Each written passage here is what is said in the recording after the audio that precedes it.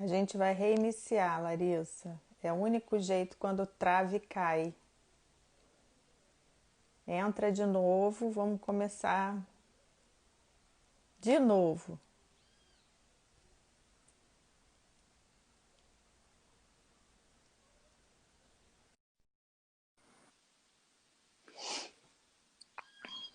Muitas Oi. lives, eu acho.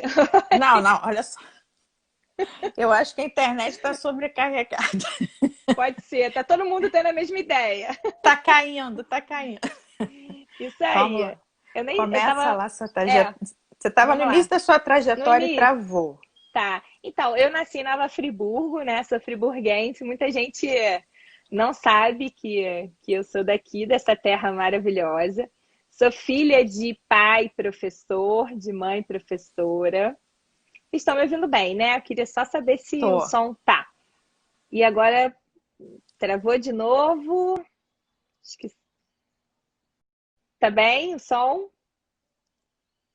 Ou travo eu ou travo você, vai. Às vezes o seu rostinho fica com uma. Então, sou daqui de Friburgo, né? Meu pai é professor, minha mãe é professora. E cresci, tive uma infância aqui nessa cidade, cercada de primos, muitos primos. Eu tenho um irmão. Foi uma infância muito tranquila, muito na rua, muito feliz, né? E aí fui crescendo numa família muito amorosa, grande, né? Sendo cercada assim de daquela infância do jeitinho que a gente sabe como era, né? Como aquela coisa de todo mundo meio criado junto, meio na rua.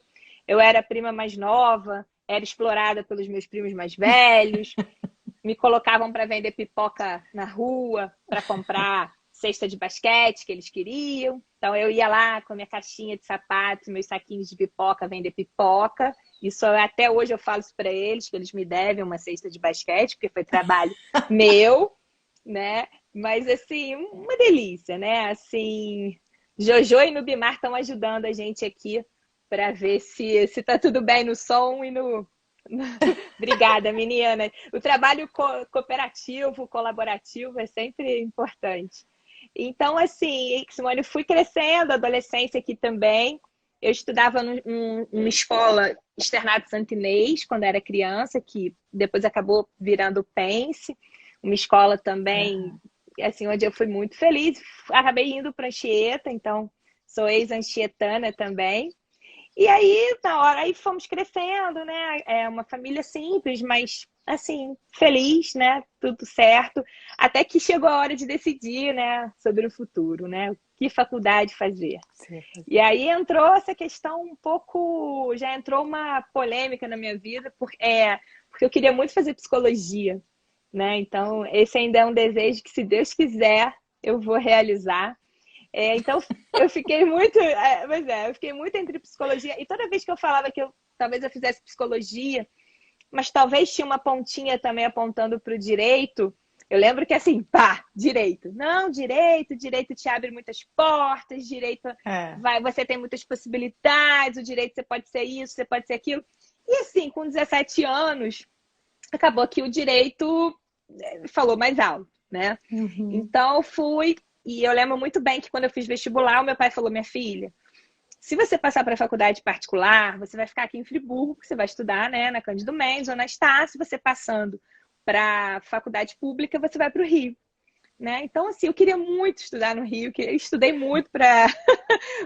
Aí acabei passando para a Universidade Federal do Rio de Janeiro, a FRJ. Oi, Marcinha. E aí acabou que entrei na faculdade de Direito cheia de esperança, cheia de incertezas também, né? Mas, sobretudo, esperança de talvez ali ser um lugar onde eu pudesse descobrir a minha vocação, o que, que eu faria com aquilo, né? Então, os primeiros períodos foram passando e talvez a minha inquietude que você vem falando, essa começou a aumentar, porque eu fiquei um pouco incomodada, não me encaixava muito ali nos escritórios, nesses estágios que todas as minhas amigas queriam tanto fazer, em grandes escritórios e tal. E eu estava assim, numa outra busca, mas enfim, vamos continuar fazendo a faculdade. Até que um dia eu eu acabei falando, sucumbi, fui fazer estágio num grande escritório e fiquei, assim, apavorada de passar o resto da minha vida naquele ambiente, com muita Uhum. pressão, com aquelas cobranças dentro de um escritório, vendo todo mundo estressadíssimo. Assim, a imagem que eu tenho dessas pessoas, dos advogados, dos meus chefes na época, era de muito estresse, muita adrenalina. Falei, cara, como é que vai ser isso? Até que um dia eu fui ao fórum para resolver sobre um processo e eu vi uma multidão de gente, assim, muita gente, amontoada mesmo, uma confusão danada e curiosa que eu sou, que comecei a meter minha cara e perguntar o que estava acontecendo ali. Gente, mas que tanta gente é essa? Aí uma menina falou assim, olha, aqui é a Defensoria Pública. Eu falei, nossa, que lugar animado, né? Que lugar animado. Pô, aqui pelo menos tem vida, né? Aí ela falou, você é o quê? Eu falei, eu sou estagiária. Ela falou, da defensoria? Eu falei, não, mas quem sabe um dia ela... Não, peraí, que a gente está precisando muito de estagiário, eu vou chamar a defensora e ela vai te entrevistar. Foi exatamente... Eu falei, não, mas assim, eu volto outro dia, eu trago o meu currículo. Ela, currículo? Vou te falar, para você ser estagiária da defensoria, você precisa gostar de gente. Gostar de gente, ter paciência para ouvir essas pessoas. Eu falei, cara, eu lembro exatamente dessa frase. Eu falei, cara, eu acho que até gosto de gente, mas eu... Enfim, aí a defensora, olha, peraí que eu já tô indo aí. Cheia de processo, descabelada, aquele povo todo atrás dela. Anos depois eu era essa pessoa, toda descabelada, cheia de gente na minha mesa. E gritando, gente, vem fazer estágio, vem pra cá, eu preciso de vocês. Até que essa defensora foi muito simpática comigo e falou, olha, a gente tem uma vaga, a gente não pode pagar, mas você vai aprender muito aqui. Cara, eu cheguei no dia seguinte no escritório. Eu achei aquilo tão maneiro, aquela galera tão legal, tão animada, que eu falei, olha, agradeço muito a oportunidade. Eu tinha até um salário, assim, para estagiário, um bom salário. Agradeço muito a oportunidade, mas eu acho que eu preciso conhecer outras Outro lado. coisas. É. Aí o advogado ficou um pouco assim, né? Porque ele estava gostando do meu trabalho. Eu falei, olha, muito obrigada, quem sabe um dia. Saí super bem. E aí comecei esse estágio na vara de família na capital, que aquilo ali foi, assim, foi uma virada no direito, assim. Por quê?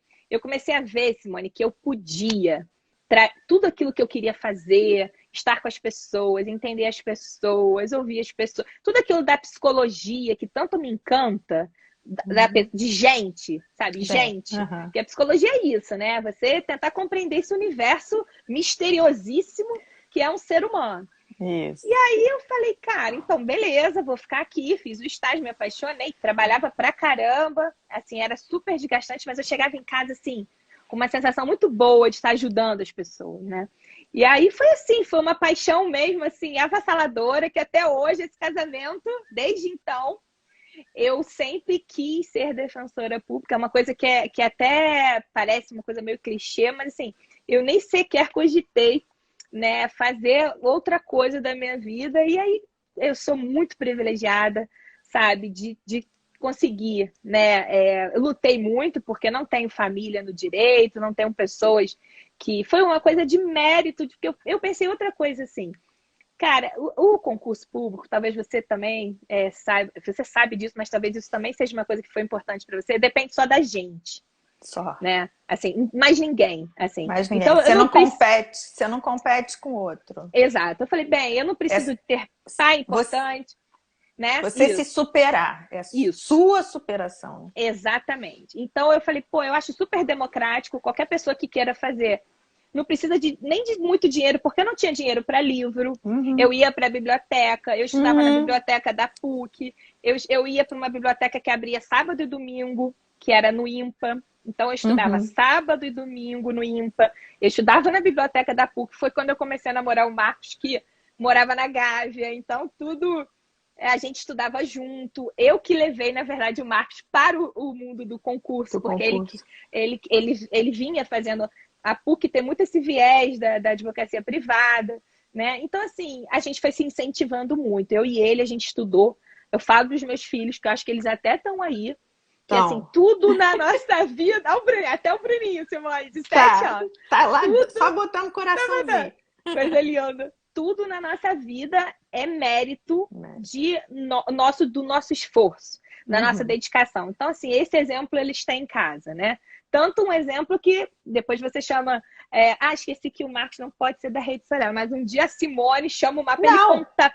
Pode? o Pode ter uma... Marcos pode ser da Rede Não, mas pode Sorella, ser entrevistado. pode ser entrevistado. Ele Olha vai me só. matar, ele vai me matar. Mas o que eu queria te falar? Porque ele passou no MP depois de casado, com 3 filhos, já era GU. Então, eles veem que a gente batalha e que a gente gosta muito quando as coisas são conquistadas, né? Aham. Então, assim, mas depois eu falo deles, então daqui a pouco ele me mata. Vai lá, eita, já tá, eita, Marcos, tá lá, já. Não fala de mim, Não fala, fala me de deixa fora você. dessa.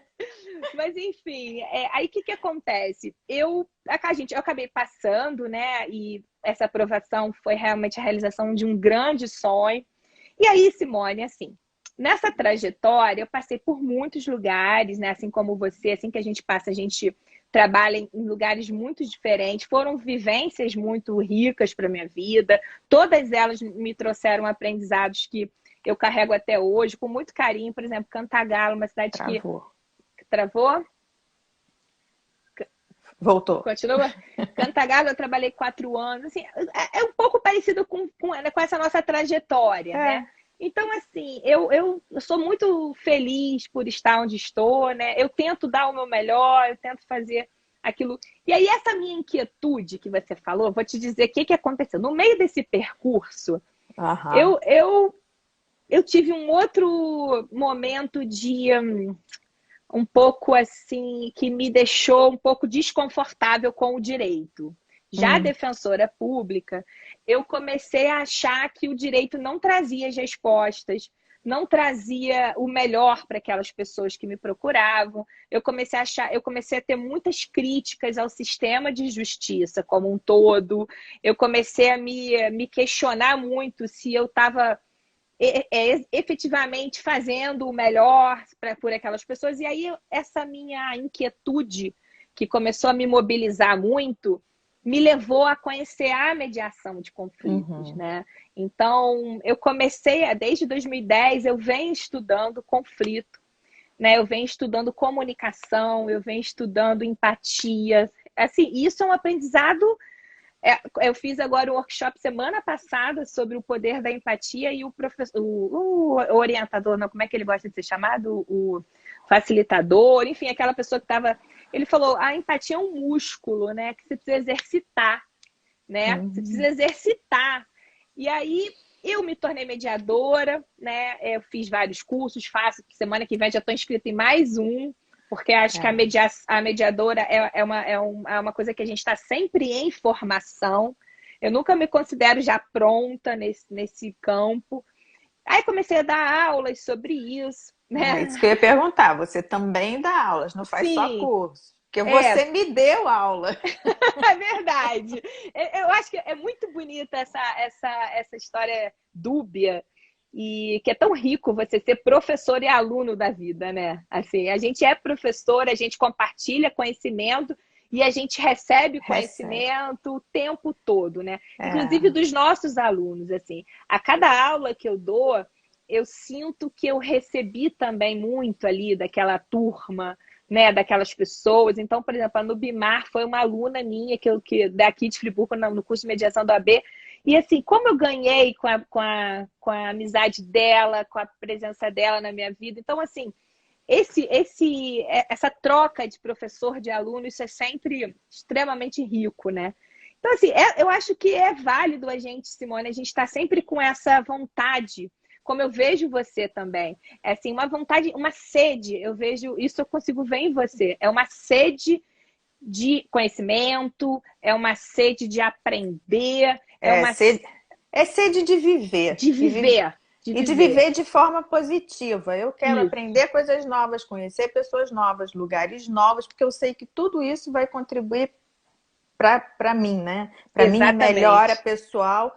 E quando eu me melhoro pessoalmente, eu acabo me tornando melhor no, né? Sem Nos dúvida. espaços que eu transito, né? Sem dúvida, Simone. Também te amo, Nubi, minha ex-aluna e agora amiga.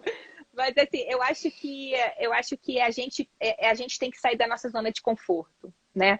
Então, eu acho que as mulheres têm uma... Assim, aí agora eu vou puxar um pouco a sardinha para o nosso lado, porque eu sinto que isso é uma característica, uma potência das mulheres, sabe? De se reinventarem, de se recriarem, de renascerem. E aí, a cada dificuldade, a gente, sabe? A gente engole, assim, a raiva, o choro, às vezes, que eventualmente a gente tem. E, cara, e a gente transforma aquilo num... Agora, você mexeu, agora vamos, né? Então, eu acho que esses desafios da vida para as mulheres, eles nos tornam essas pessoas. A gente tem muito de resiliência, assim, mas a gente tem uma potência da gente transformar isso, sabe? Tirar disso o melhor e, cara, se renascer e se reinventar. Eu Então, acho que a gente tem alma, a gente, né? Mulheres, eu não estou dizendo que homens também não têm, mas as mulheres em especial têm uma alma fênix, né? A gente queima, mas volta melhor. Sempre, perfeito. sempre. E como a gente tem, as mulheres, essa coisa que você falou de renascer, se recriar, se reinventar, e como essa potência, como ela pode ser tão aumentada em iniciativas como essa, da Rede Sorella, de outras, como essa união, né, essa palavra que está tão na moda, essa sororidade, Sororidade. que é tão bonita de ser ouvida, mas assim, o quanto a gente precisa acreditar nessa Uhum.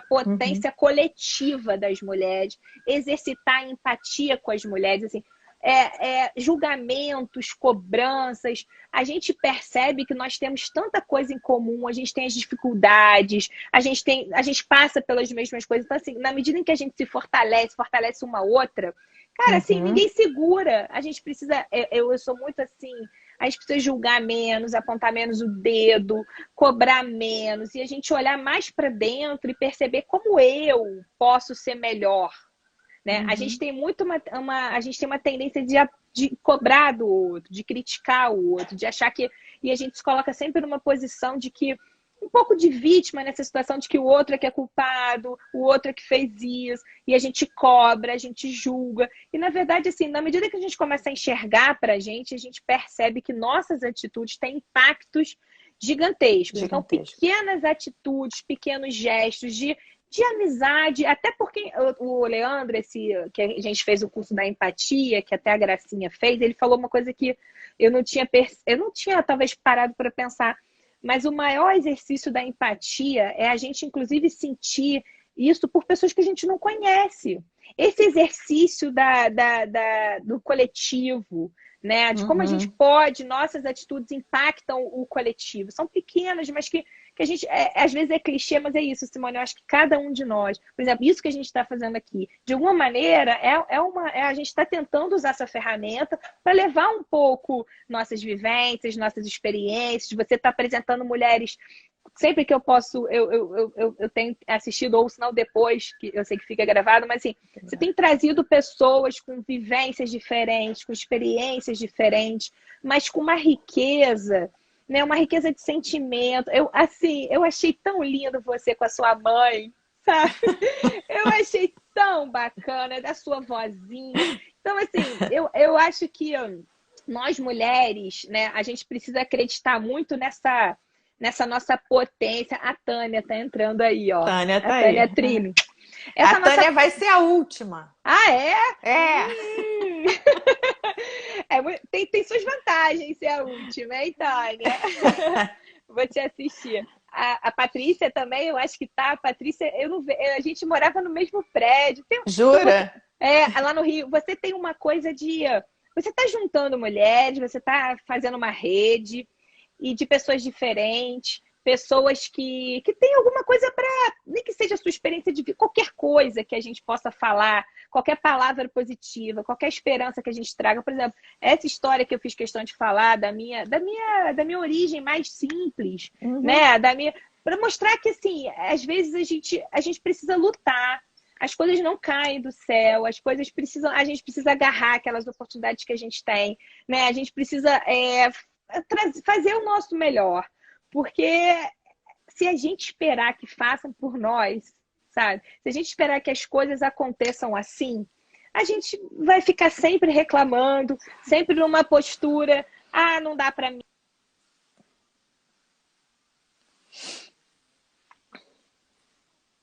Então, eu acho que a gente juntar todo mundo e falar, cara, você consegue, vamos lá, né? Eu nas minhas palestras, nas aulas de mediação, que eu tento falar, eu acredito muito no diálogo mesmo, mas naquele diálogo de verdade. Verdade. Aquele diálogo que o Dominique sempre fala, o Dominique Barter, que é aquele que leva a gente para um lugar desconhecido.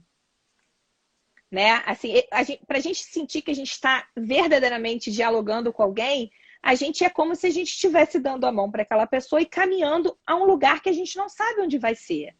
Né? Então, no curso que eu fiz, eu lembro muito do Leandro falando para a gente sentir qual é o sentimento, na verdade, que vem à cabeça quando a gente lembra do último momento que a gente foi escutado, que alguém parou para te ouvir, que alguém chegou e você falou e você sentiu que aquela pessoa estava interessada no que você estava dizendo, curiosa pelo que você estava dizendo, atenta ao que você estava dizendo, sem que essa pessoa estivesse ouvindo apenas de uma maneira proforme ou estando pensando em qualquer outra coisa.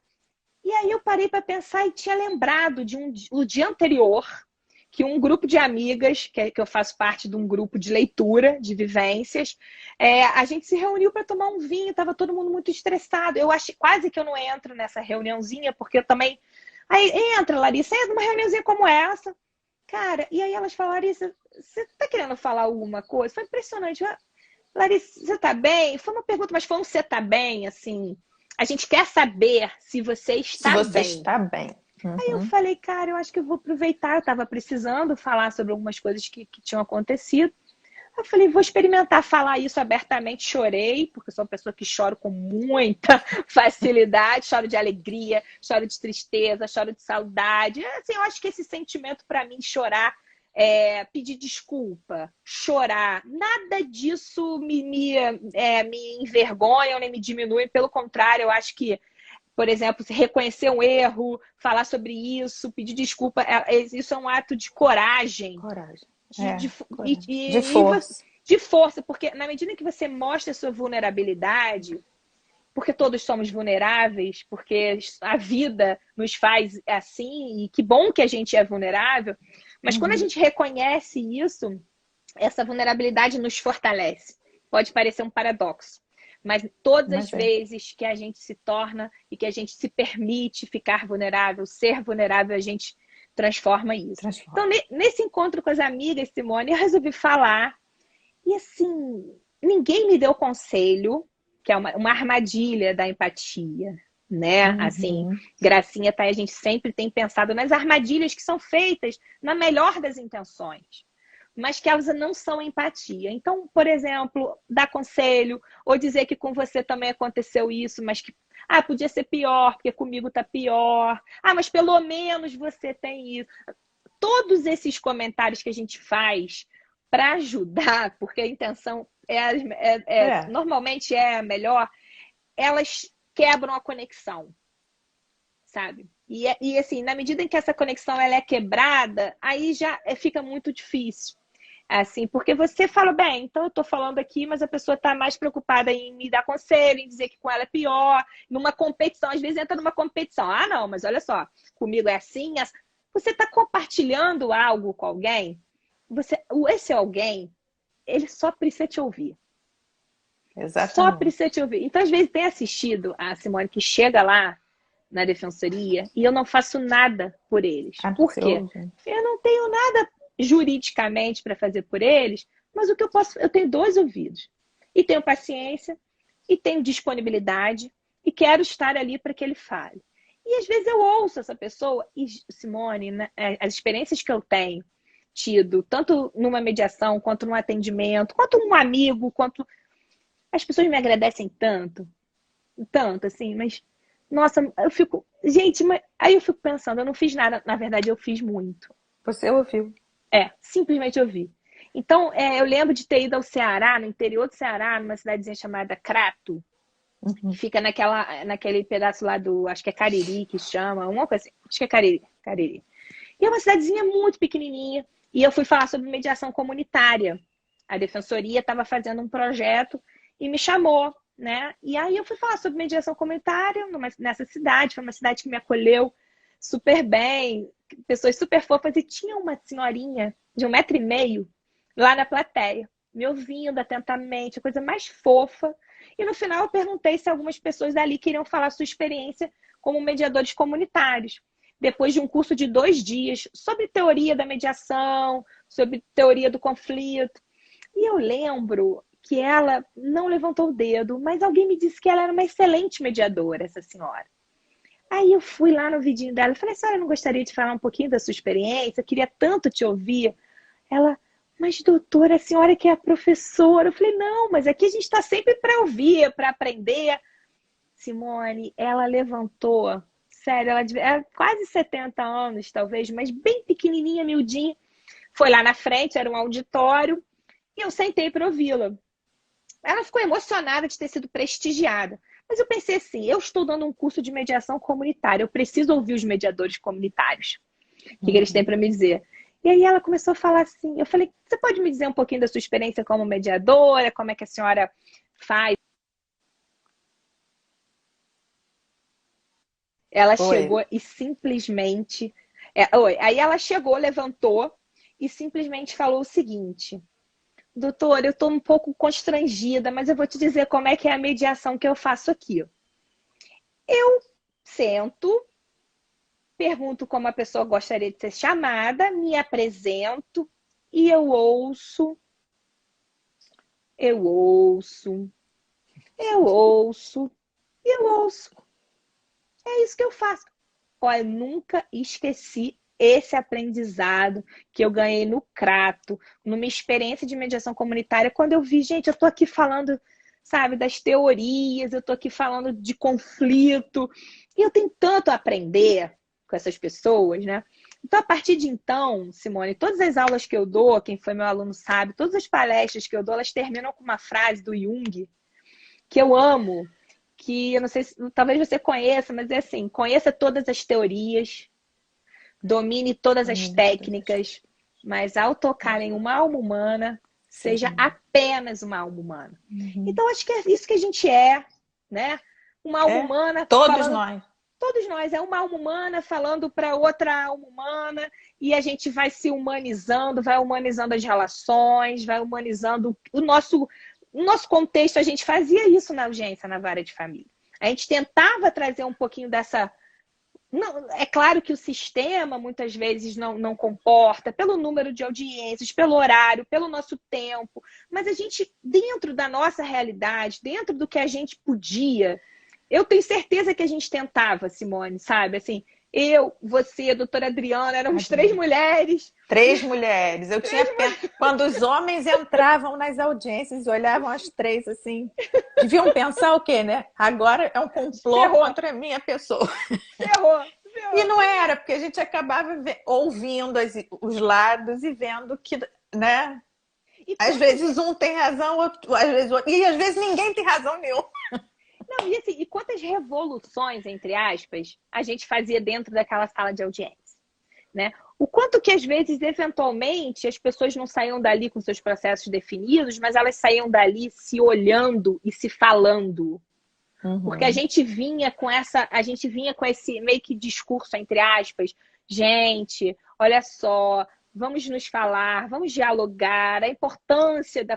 Então, acho que assim, eu acho que cada casal, ex-casal que saiu dali e chegou no corredor da audiência e se olhou e conversou sobre a vida deles, acho que nosso intuito foi atendido, nosso objetivo com essas pessoas, na verdade, que é trazer para elas essa importância da conversa, do entendimento, dentro do direito de família, né? Da superação das mágoas, das tristezas. Porque eu, na verdade, só me metia, né? Como promotora, eu só me metia quando tinha criança envolvida, em raríssimas situações. E a minha preocupação sempre era resgatar respeito e comunicação entre os pais, porque como um casal que se separa não vai ter pelo menos isso para gerir uma criança que é deles para o resto da vida. Eles vão ser pais A gente Até sempre o fim da falava, vida. vocês, assim, é muito difícil falar isso para pessoas que estão em conflito, em litígio, né? Às Mas a gente vezes nem falava, se olham, né? não Ficam se olhando olha. para um lado. Mas na medida que a gente ia avançando, que a gente ia falando sobre a importância dessa parceria, né, que eles precisavam ter para o resto da vida, né, porque esse casal parental ele não acaba com o casamento, né? Então acho que cada vez que a gente falava isso para eles e que mesmo que naquele momento aquilo não fizesse muito sentido, quantas vezes essas pessoas Tava saíram, ali, né? tava ali e quantas vezes a gente não viu Plantado. e quantas vezes a gente não viu na Simone eles saindo já conversando. Eu falava, olha, assim, que bom, que não precisem da gente aqui, né? Então, acho que esse caminho da mediação na minha vida, ele me trouxe essa calma. Aquela inquietude com o direito, ela foi sendo silenciada, entre aspas, com a mediação. Porque a mediação me mostrou que eu posso aliar, eu posso fazer um casamento entre o meu trabalho Uhum. e um pouco daquela psicologia, um pouco da escuta, um pouco da empatia, que eu queria tanto ter feito psicologia, que era justamente para fazer isso. Então, acho que na defensoria eu consigo, de alguma maneira, não assim, não estou dizendo que eu sou psicóloga, mas um pouquinho de tudo o defensor não tem que ser, né? Então, é um pouquinho psicóloga, é um pouquinho assistente social, é um pouquinho de tudo, né? Mas, assim, eu acho que depois que a mediação entrou na minha vida em 2010 até hoje, aí já se vão 10 anos, o direito começou a ser complementar e às vezes eu sinto até que a Larissa mediadora, ela fala mais alto em alguns momentos, mas tudo bem que seja assim. Agora, quando eu preciso ser a Larissa defensora, eu vou trocar aquele chapéu, vou ser a Larissa defensora. Além da defensoria que eu falei até aqui, eu preciso falar dos meus três amores, meus quatro. Vou falar, porque olha aqui, Não, eu mas vamos, fiz uma. peraí. Vamos Olha, falar tem dos uma filhos. tatuagem. Então, dos filhos. Ó, eu fiz essa tatuagem, dá pra ver? Com três Os três corações. corações. Então, eu fiz esses três corações. Na verdade, essa história da tatuagem, eu sempre tive vontade, mas eu falei, eu preciso amadurecer, eu preciso saber que é isso. E aí, quando eu fiz 40 anos, eu falei, agora, acho que passaram esses 40 anos da minha vida, então eu vou me presentear e vou pensar o que significa, o que eu quero agradecer ao universo pelos meus primeiros 40 anos de vida. Aí pensei duas coisas. Quero agradecer os meus três filhos, então eu quero deixá-los aqui comigo, né? E aí eu vou contar essa história dos três corações. E eu fiz uma que depois não dá para ver, que é escrito gratidão. É uma palavra, na verdade, desenhada aqui. Porque foi a palavra que quando eu pensei assim, 40 anos da minha vida, uma palavra que resume esses 40 anos. Gratidão. Fui lá e tatuei. Nesse mesmo dia, eu cheguei pro tatuador e falei, bem, já que eu tô aqui, então ele olhou e falou, adoro pessoas assim que chegam assim e falam, vamos lá, mais o que você quer? Eu já fiz 3 num dia. Então, você vai ter o recorde. Você Aí, sabe que eu sou, né, toda cheia. sei. Eu só não sei quantas são no total, mas eu sei. Eu sei que você gosta. Aí eu fui e falei, já que eu tô aqui, então eu queria homenagear meus três maiores tesouros, aquele amor que você conhece, quem tá aqui assistindo a gente, a maioria é mãe, né? Sabe o que é esse sentimento que transborda, que não tem palavras que definam. Eu falei, então eu vou fazer meus três coraçõezinhos aqui. Aí cheguei em casa super feliz com as minhas tatuagens, meus 40 anos, agradecendo ao universo, agradecendo sempre, porque é um outro exercício que, assim, para mim faz muito bem, me traz muita paz, é a gratidão, é o agradecimento. Cheguei em casa, o Marcos falou essa frase que ele escreveu aí. Ué, qual filho que ficou de fora da sua tatuagem? Porque um desses corações sou eu, né?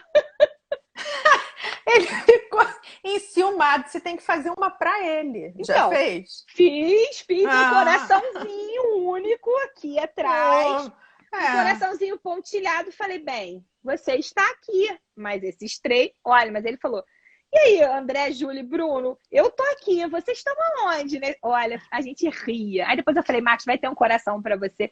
E aí, assim, depois do coração, eu fiz uma nota musical, porque música também é alguma coisa que traz muita poesia e muito amor na minha vida. Então, assim, eu acho que esses 40 anos vieram com esse sentimento de gratidão. Eu deixa eu ver mais o que eu posso falar da minha história pessoal, essa busca, Simone. Tô sempre buscando, tô sempre achando que eu não sei nada, sabe? Que eu preciso aprender muito. É inquieta, é inquieta. Ainda quero fazer, vamos fazer psicologia. Eu vou sabe? fazer psicologia. Eu tô esperando uns seres aqui de casa entrarem para a faculdade, pelo menos 2, e se estabilizarem, porque eu, por enquanto, Entendi. E Simone, eu preciso fazer um parêntese. Simone, você com esse cabelo, você radicalizou e foi uma coragem, combinou tanto com você. Nossa, combinou. Eu olhei, aí eu falei. Você não viu isso? Eu fiz isso em 2014, 2015. Eu não Aí conhecia você. eu não tive medo, você não me conhecia ainda. Eu não Nossa. tive medo de passar a máquina, porque eu sei que cresce. Nossa, E, arrasou. enfim, vou ficar livre Assim, mas da arrasou química, muito. tá bom. Ó, Eu queria te perguntar uma coisa. sim. Assim, que é uma impressão que eu tenho. Eu só fiz um cursinho de mediação no MP. Tenho vontade de estudar mais sobre isso, você sabe disso. Sim. E você acha que a mediação vai passar a ser matéria obrigatória nas faculdades de direito e ela possivelmente é o futuro do direito? Porque eu tenho essa impressão que a gente vai chegar no momento e vai descobrir que essa beligerância, pelo menos em determinadas áreas, só dificulta a resolução do conflito. E Simone, essas técnicas novas me dão a sensação de que a gente vai ter um novo direito. Quando isso vai acontecer, eu não sei. Qual é a sua impressão como especialista agora? Simone, adorei a pergunta, adoro falar sobre isso. Assim, eu vou te dizer uma coisa, o advogado hoje que se forma, e aí a Tânia está aí, da Cândido Mendes, eu falo isso também para o Tiago da Estácio, o advogado que se forma, já fui dar palestras, eu ia dar uma palestra sobre isso lá na Cândido, veio a pandemia. A pandemia. Assim, o advogado que se forma hoje, tá? Com essa mentalidade, esse direito arcaico, dessa mentalidade beligerante. Porque a gente aprende o quê? A gente aprendeu na nossa faculdade como que a gente resolve um conflito que o cliente traz para a gente. Através de uma petição inicial, que a gente vai relatar o problema daquela pessoa e a gente vai judicializar aquela questão. Né? Então, eu costumo, a gente aprendeu assim, aí depois a gente aprendeu a fazer a contestação, depois a gente aprendeu a fazer o recurso, depois as contrarrazões, depois como se chegar aos recursos extraordinários. Então, essa escalada processual, e a gente aprendeu, na nossa época, não vou nem dizer quando, mas a gente aprendeu que o bom advogado é aquele advogado firme, que não faz acordo, que luta, que fala grosso, que briga até o final. Que briga. E assim, quando eu vou falar sobre isso, eu faço uma analogia com o médico, tá? Então, assim, a medicina vem evoluindo muito. Então, nós, hoje em dia, se a gente vai ao médico, né, com algum problema que a gente tem, e esse médico imediatamente receita pra gente, naquele momento, um antibiótico, então você hoje vai entrar no antibiótico, porque é só o antibiótico que vai resolver o seu problema, sem nem contudo, não tentar nada diferente. Ou pelo menos não te apresentar outras questões, outras soluções, como por exemplo, olha, para esse problema da dor de garganta, você pode tentar isso, você pode tentar aquilo, você pode vir por uma... Então, assim, eu acho que pelo menos o advogado precisa conhecer todas as ferramentas que existem para a solução de um conflito. E aí não é que seja um melhor que o outro, eu acho que são coisas adequadas para cada situação. Então, por exemplo, em direito de família, eu não consigo enxergar o direito processual, eu não consigo enxergar que isso vá trazer benefícios para aquelas pessoas. Porque eu acho que no direito de família, até quem ganha já perdeu. Não existe ganhador no processo de direito de família. Agora, assim, numa questão civil, né, às vezes num direito do consumidor, você está litigando contra o banco, então assim, você pode tentar uma negociação, não deu certo, tudo bem, eu vou lá, busco aquela sentença. Então, eu acho que assim, a gente precisa entender que existem vários métodos de solução do conflito. Então, eu não chamaria eles de alternativos, como antigamente a gente fala. Então, eles são adequados. Então, assim, para cada conflito, talvez um método, mas eu acho que o advogado precisa conhecer todos eles e apresentar para o seu cliente, assim como eu, como defensora, quando chega alguém na defensoria, eu vou dizer, olha, a gente tem 2 caminhos.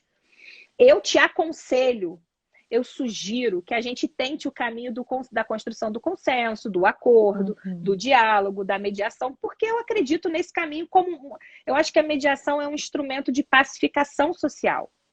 Eu acho que, na verdade, como o professor Vezula fala, a Márcia está aí, a gente faz muitos cursos com ele, na verdade ele fala que é como se fosse não é uma filosofia de vida, é algo muito, transcende ao procedimento. A mediação não é um procedimento, a mediação é algo muito maior, é uma cultura da paz, é uma cultura do diálogo. Então, assim, eu acho que o advogado precisa conhecer, inclusive, se ele estiver participando como advogado, numa audiência de mediação, porque às vezes os advogados que não conhecem, eles prejudicam demais os seus clientes. Os seus clientes e não conhecem, não sabem aquilo. E às vezes eu acho que os advogados Eu ia chamar de processo, mas não é, eles prejudicam a dinâmica. A dinâmica. Inclusive os próprios clientes. Porque o que acontece? Quando o cliente procura um advogado, ele confia naquela pessoa. Se aquela pessoa, numa sessão de mediação, se esse advogado não acredita naquele procedimento, ele não vai passar confiança para o seu cliente, que o cliente vai dizer, olha, não, muito obrigada, meu advogado disse que não vai... Então, acho que tem uma sensibilização muito grande da sociedade, mas sobretudo dos advogados. Eles precisam conhecer, eles precisam entender que, na verdade, isso não tem nada digamos assim, de tirar espaço. Pelo contrário, é uma nova janela gigantesca de oportunidades para os advogados conhecerem a mediação, trabalhar, inclusive serem mediadores também.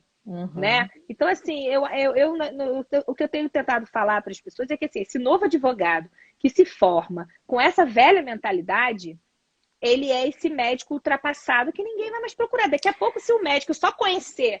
É igual você chegar no hospital e antes de qualquer coisa falar assim, olha, você vai lá para a UTI, porque é lá que é o seu lugar. Então, eu acho que o processo é a UTI. Assim, para mim, ele teria que ser a última porta. Você sabe que eu sempre falo isso, né? A gente está aqui, é a tríade do processo que eu acho ela horrorosa, né? Que são duas partes em conflito que entregam a um terceiro, que é o juízo, né? Que é o juiz, a solução de um problema que é deles. Exatamente. E eu tenho problemas com o sistema, eu sou questionadora, não vou deixar de ser nunca. Eu acho que a pior forma é a sentença. E que o pior resultado sai numa sentença. Não estou desmerecendo os juízes, até porque a gente teve o prazer de trabalhar com uma juíza, né, na vara de família, que ela fala isso. Ela mesma fala. Ela incentiva o acordo, a gente faz todo o esforço, porque ela fala, ela assume essa incapacidade, essa inadequação de que um terceiro que não viveu nada daquilo vai dizer qual é o futuro de uma família. Exatamente. Eu acho que perfeito, Simone. Eu acho que a mediação traz essa autoimplicação para as pessoas também. Porque há uma tendência das pessoas sempre terceirizarem seus problemas e as soluções dos seus problemas. Então, assim, é muito mais confortável e cômodo que eu digo, não quero resolver nada, não quero refletir sobre nada, não quero pensar sobre nada e eu quero que você decida. Então, no processo de mediação, quando as pessoas aderem à mediação, elas sabem que elas são parte, protagonistas da solução desses conflitos. Então, assim, eu, Larissa, como mediadora, quanto menor for a minha participação ali, melhor a mediação para aquelas partes. Eu só preciso ser, na verdade, um instrumento facilitador daquele diálogo para que as partes construam as soluções dos seus problemas. Então, assim, normalmente as pessoas acham que aquele problema foi criado que ela não tem nada a ver com aquilo, que é sempre culpa do outro. Porque, assim, eu não fiz nada, eu não falei nada, tudo ele. E aí, na mediação, a gente trabalha com ferramentas e perguntas autoimplicativas para mostrar para as pessoas que todos nós temos participação no conflito, seja com a nossa omissão, seja não falando, seja não ouvindo. Então, eu acho que a gente tem que acabar com essa coisa de a gente terceirizar aquele problema que nós criamos também. Porque, assim, todo mundo que está dentro de um conflito, de alguma maneira, está muito ali. Né? Eu acho que a palavra é uma palavra que está muito usada, é empoderar, né? O ser humano está precisando se empoderar de muitas coisas, inclusive dos seus problemas e das suas soluções. Eu acho que a gente precisa mostrar essa potência que eles têm, né? Eu acho que o mediador, as meninas estão falando aqui, a gente precisa falar com eles, olha, vocês podem fazer isso, né? E aí, de alguma maneira, eles vão criando essa potência, né? Não sou eu que dou a potência para eles, na verdade, eles vão atingindo eles vão percebendo que eles são capazes, sim, de construir consenso, de trabalhar aquele problema. Por isso que a presença do mediador é importante, porque quando o diálogo está rompido e está fragilizado, ou tem muita mágoa, o mediador vai trabalhar com essas pessoas de forma que eles percebam a importância de que eles se auto-impliquem, se autorresponsabilizem. E a palavra responsabilidade na mediação é super importante. Você precisa se responsabilizar pelos seus atos, né? Então, é uma coisa que a gente tem trabalhado muito com o professor Vesu, a mediação emancipatória. Eu gosto muito dessa palavra, porque, na verdade, o que a gente busca é a emancipação dessas pessoas. A gente precisa que elas sigam seus caminhos e que elas saibam da potência que elas têm dentro delas para resolver os seus problemas. Então, assim, quanto menos elas trouxerem para a gente, para o judiciário, por exemplo, eu acho que seria uma situação assim extrema.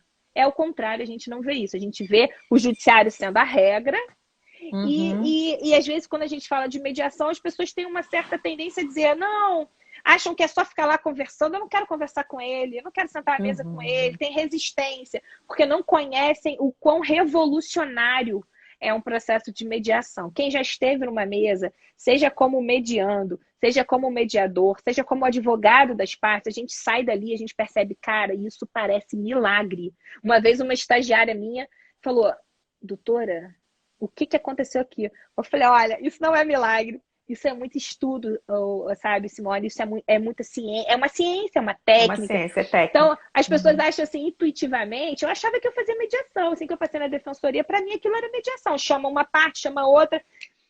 É porque a gente, às vezes, tem isso dentro da gente, é uma coisa intuitiva. Só que depois que você começa a estudar, e aí eu fui para fora do Brasil, vi como é que são outras experiências, estudei, fiz muitos cursos. Aí cada curso que você faz, você vai aprendendo habilidades, ferramentas, e você vai vendo em que momento que você precisa, como é que é uma pergunta autoimplicativa, uma pergunta aberta. Porque tem uma coisa, o comportamento do mediador, a depender, qualquer pergunta errada, na hora errada, qualquer comentário seu fora de contexto, você cria um obstáculo na comunicação e você rompe a conexão, que é o que a gente chama na mediação de rapport. Quebrou o rapport, cara, você não, assim, é muito difícil você restabelecer aquele ambiente de confiança. Porque a mediação é confiança, é transparência, é boa-fé, é diálogo. Então, assim, eu sou muito apaixonada. Então, assim, eu poderia ficar falando de mediação aqui horas, mas, assim, eu acho que é transformador, sabe, Simone? É revolucionário. E eu acho que as pessoas precisam acabar com essa resistência, com esse preconceito mesmo. Já que eu estou falando de mediação, um bom lugar para as pessoas lerem de forma muito leve e talvez ouvirem experiências minhas e de outras 8 mediadoras é o blog. Blog, né? Isso, fala do seu blog. Então, na verdade, somos 9 mulheres, né? São 9 mulheres de idades diferentes, de perfis diferentes. A gente tem em comum a mediação, né? Então, a gente resolveu criar um blog para falar de mediação, para contar histórias de mediação, para convidar pessoas para falarem de suas experiências. Então, o blog chama Mediando Por Aí. Se jogar no Google, logo Mediando Por Aí vai aparecer. E tem muitas histórias lá.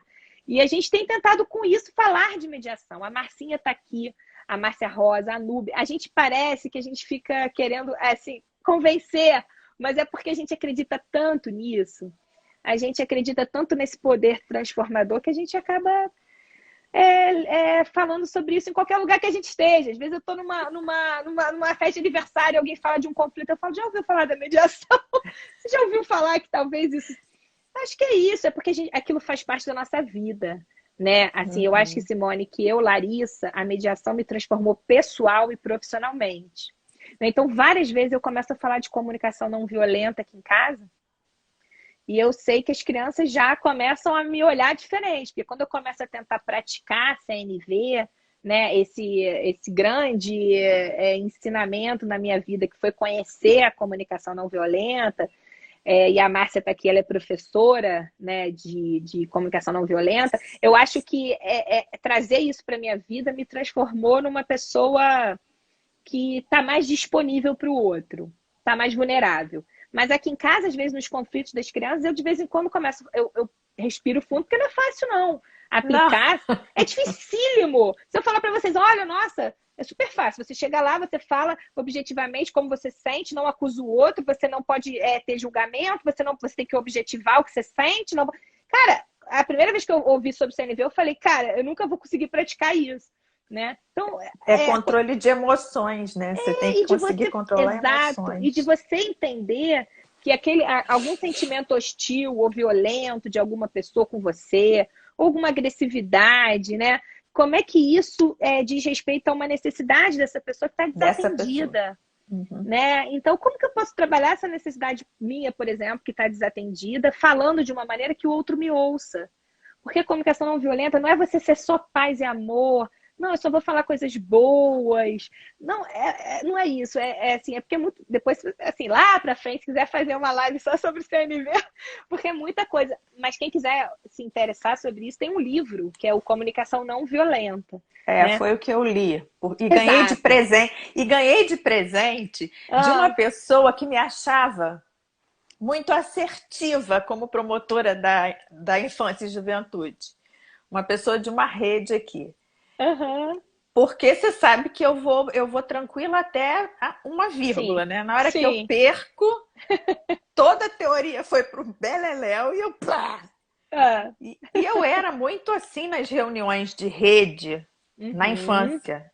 E aí uma pessoa super do bem, e eu agradeço profundamente. Foi um presente para você. Foi uma cópia do livro que eu li, e depois, porque é um psicólogo, eu fui conversando sobre o livro e aprendi muito, mas eu digo, é igual a empatia. Isso aí.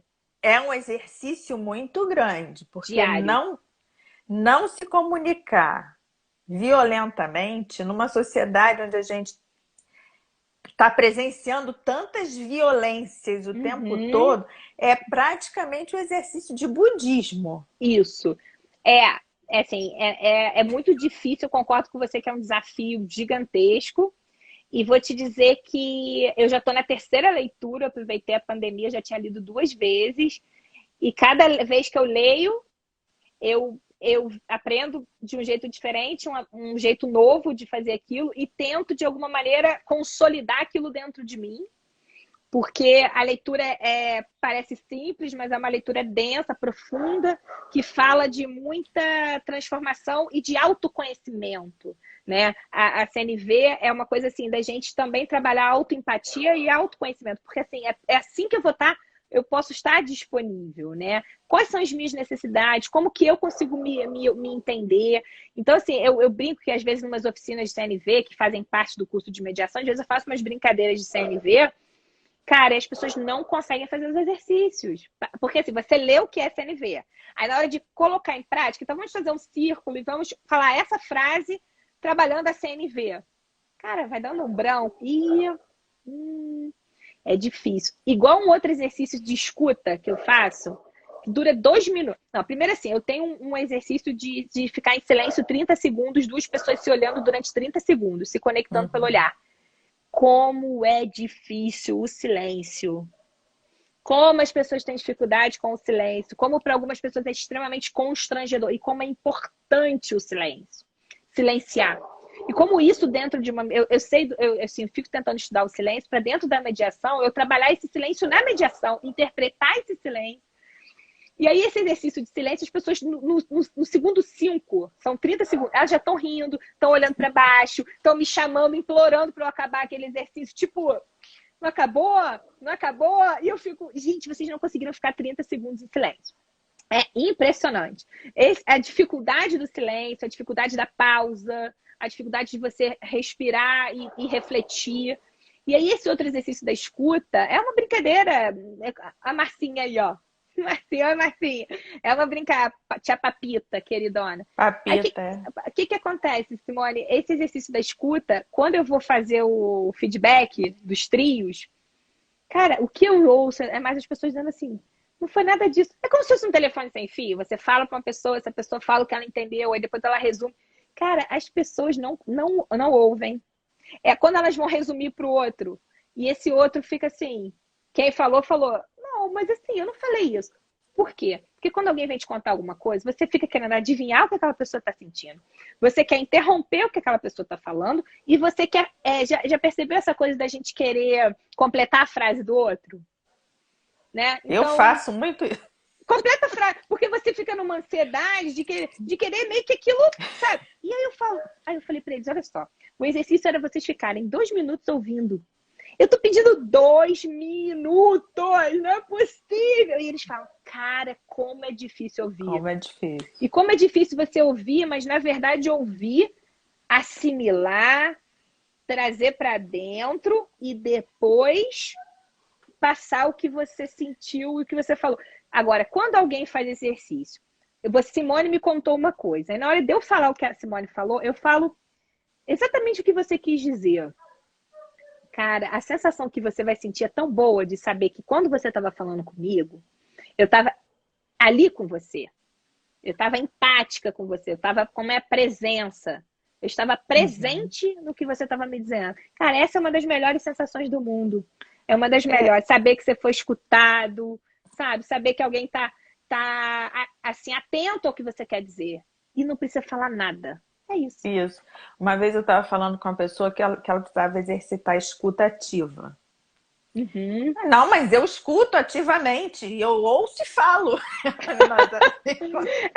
Acho que não entendi. Assim, é tipo assim, escuta primeiro, processa. Pode ser que não seja o momento ainda de botar para fora.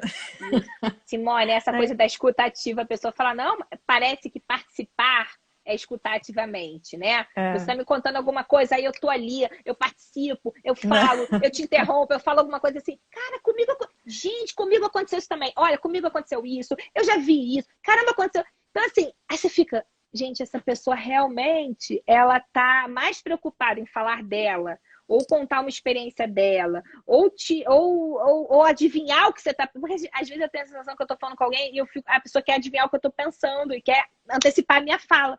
Isso é uma sensação muito ruim, que simplesmente... igual você perguntar, tá tudo bem? Todo mundo fala, tá tudo bem, tá tudo bem, tá tudo bem. Cara, assim, quando você percebe que alguém quer saber, igual que aconteceu comigo, com essas meninas do vinho, e eu senti que elas estavam ali disponíveis para mim. No dia seguinte eu tive um workshop de poder da empatia e ele me perguntou a última vez que alguém tinha e qual a sensação que tinha causado em mim. Aí ele falou, olha que interessante, isso foi pelo celular. Há um tempo atrás a gente achava que essa conexão, que essa escuta precisava ser presencial. Hoje a gente já está vendo que basta que 2 pessoas estejam interessadas em trocar, em dialogar, em se escutar, seja o meio que for. Nesse exercício do poder da empatia, depois o facilitador, ele fez a gente em dupla. E a minha dupla, ele botou a gente em salas, né? Eu não sei como é que chama isso no Zoom, mas ele colocou a gente em salas e a minha dupla, ela estava sem câmera, porque a internet dela era muito ruim, então eu não a via.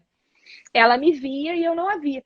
Falei, cara, como é que eu vou fazer um exercício de escuta empática com alguém que eu não tô vendo? Aí eu falei com ela, olha, do meu desconforto, vamos ver se vai dar certo. Cara, aí depois o professor perguntou como é que foi isso. Deu super certo. Eu não a vi e a gente se conectou. Entendeu? Então, assim, a conexão tem muito a ver com a nossa disponibilidade de alma. Presença, né? Na nossa presença.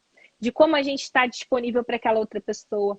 E, Simone, assim, se as pessoas entenderem o poder que é você ouvir alguém e você ser escutado, quanto isso pode transformar relações profissionais, pessoais, o quanto isso pode nos levar para um outro lugar, que é um lugar que Rumi tem uma frase, aquele poeta que fala assim, para além do certo e errado, existe um lugar. Lá nos encontraremos. Eu acho lindo isso. É esse lugar, esse convite para a gente ir para um lugar onde não existe julgamento, não existe certo, não existe errado, né? Então, a gente está tendo que voltar lá atrás. A nossa sociedade vem caminhando para um lugar que a gente vai ter que dar um passo atrás, lá e pensar, Cara, para eu me conectar com uma pessoa, bastam duas pessoas disponíveis para isso. Então, assim. E basta um convite, né? Você está falando desse seu grupo de leitura. Uhum, Domingo eu estava aqui deitada assistindo televisão, tinha uma live marcada para 9 horas, né? aham, E aí uma amiga de colégio, que vai falar com a gente aqui, que é a Adriana Amaral, do Expressivamente, ela tem um trabalho bem bacana. Ela me mandou uma mensagem assim: quer participar de um grupo de leitura? A gente só leu um ou dois capítulos, né? Mulheres que correm com lobos. Você já leu? Eu já li o livro.